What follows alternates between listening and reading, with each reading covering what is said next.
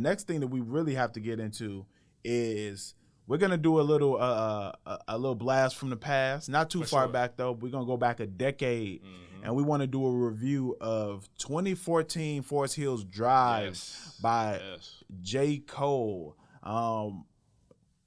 For starters, what are just your overall thoughts before we get into some of the songs? What are just your overall thoughts about this album? So for me, this was my senior year of high school, and I go back to this. You be making me feel old, even though it's only a few years different. That was you in high school when this dropped? Yeah, man. That's crazy. I was approaching. No, I was in my senior year. Because this came out. It should have came out in December of 2014. Yep, December 9th.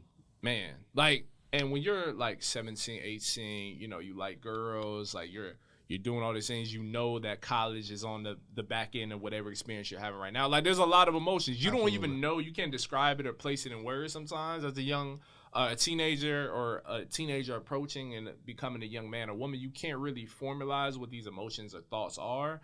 And can't contextualize them because you haven't really experienced life yet. Right. But I feel like, you know, Cole, like on 2014 Forest Hills Drive, I feel like he really gave me that. Like, he gave me a sense of like, okay, this is what this moment means. Like, I always go back to, or I used to go back to 03 adolescence, like dealing with certain things, like, you know, growing up, and I'm from Columbus, Ohio, so growing up in Columbus, Ohio, and just experiencing and meeting the people I met at the time and connected with, it broadened my view. The same thing with Wet Dreams. Like, even at 17, it made me look at like certain, you know, sexual experiences or crushes a little different. You know what I mean? So many classic records that when I listen to them, it brings me back to 2014. Absolutely. Literally, it brings me back to high school. And this album, just to seal it, bro, it's a hallmark for me in my life, but in general for hip-hop, especially the last 20 years, This is a staple project. I could not agree more. So it's crazy that you say that about this album for J. Cole. For me, when I was in high school, it was a combination of both Friday Night Lights and then the warm-up and the come-up, his mixtapes. So I was on J. Cole's music very early. That pair of mixtapes before he even got signed. And for me, before I went to college, he had songs like Home for the Holidays and songs like that was like talking about his experience in college and going to college and you know, being the one that made it out of the hood and is doing all these like things. And I remember that always resonated with me listening to his music and even hearing him talk about college in the way that he was talking about it on some of his early mixtapes. So it's crazy that you had that same experience with J. Cole's music, but at a later time. It's interesting. That just shows how impactful his music and his storytelling is within his music. That it's able to have the same impact on me his you know emergence to the top. And you had it even at the top of his career. He's still having that impact on somebody, which is dope. And for me, man, this is definitely a staple for J. Cole. To me, it's J. Cole's best project. As far as albums, to me, I still. Friday Night Lights for me is his best project. Amazing, bro. But that's a mixtape. So as far as albums, I think this is the one. I think those are the two highlights of his career, in my opinion. I thought Born Sinner was cool, but I think these are way more complete and just sonically. He takes you in a different place. One thing that I think about J. Cole is I think J. Cole is one of the best storytellers in hip-hop history, and I think he's going to be looked at as that.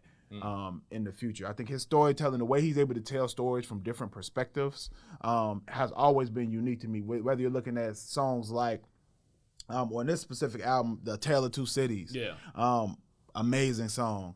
03 Adolescence being another one, Wet Dreams being another one. Like the whole front half of the album is really all straight storytelling. And he brings you into the story so much that like most artists can't do a Wet Dreams and then not be corny. Right. Most people cannot tell a story about them losing their virginity as a kid. And most people cannot do what J. Cole was able to pull off with that on the album. And for it to be a song that people actually like and play and sing along to. And there's only one other record that I can think of that's in the same realm that is like passable or is solid, and that's Fabulous's Cinnamon Apple. That other than that, bro, is Wet Dreams, and I love and appreciate Wet Dreams more because of the complexity of it. Absolutely, the storytelling is just amazing, and I think that J. Cole, there's one song, this is on another project, but J. Cole has a song called 3 Wishes. It's one of my favorite J. Cole songs where he does a lot of storytelling too. I definitely highly recommend. I think it's only like 2 minutes long. Highly recommend it. He tells a very complex story in like a 2-minute span, and it's amazing. J. Cole has always been really good with doing that. And on here, some of the standouts for me, '03 Adolescence for sure, Tale of Two Cities for sure, No Role Models, of course. Love Yours. Love Yours is amazing. Love Yours is a beautiful song. Like the message behind Love Yours, while not unique, in the fact that other people have made stuff about you should appreciate, the people in your life, but he did it. He did it in a unique way by, talking about how no matter how far you get, you always be chasing something else. Right. And why you need to appreciate where you are in that space. And I think I think J. Cole was able to really do that and channel that in a beautiful way on that song. Absolutely. So, man, apparently beautiful. Like even his singing on this album is good. Mm-hmm. Like a lot of artists cannot pull off the singing on their own songs well. And to me, in my opinion, I think he was able to pull it off on this album great. Like there's never a point where I'm like, why is he singing this? Like even apparently where there's a lot of singing in it still works with his voice. It works. So you can feel the pain, anguish, but emotion like lodged into his vocal cords in that sense, and it conveys perfectly and adds to the song. Like it makes sense why this record and so many other records work on this project for that reason. Yeah, absolutely. And I have to also shout out him out because J. Cole also not only did he produce a lot of the songs that are on this project, which is there's only a handful of rapper producers who are at his level, who are able to actually produce a song, rap on it, and it become a hit. That is a very unique talent pool who was able to really pull that off. So I have to give him credit for that. But also the fact that this album does not have features on it is amazing. I know a lot of people give J. Cole credit, for going platinum without features multiple times. Yeah. And I know that that's become a thing, but it's hard to do. To not have any other rappers or other singers and to be able to hold your own for in a complete 13 songs and the majority of them be fire is not an easy task. No, it's not. I don't think I think only a handful of rappers can actually do it, bro. Yeah, no, not many. Cole might be at the top of that leaderboard when it comes to that. Because I can't think of nobody else. Can't think of any other project that did it and did it as well as 2014 Forest Hills Drive. You're right. I can't think of another. I can't think of that many hip hop artists that have done it at the top level at all. Period. I believe. I want to say. I'm not sure if he was the first rapper to go platinum without features, but I'm pretty sure he was. I feel like he was.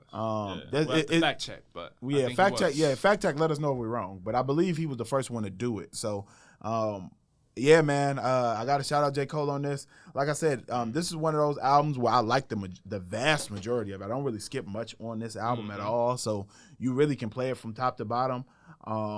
And really just enjoy the experience, man. It has a distinct sound. Like this album has a sound. It's just a beautiful album. Cole vinyls, Ill Mind's like hand on this project. Like it just sounds beautiful. It sounds whimsical at times. You know what I'm saying? Especially with the intro. The intro for me at 17 blew my mind because I had never heard an intro like this. Like.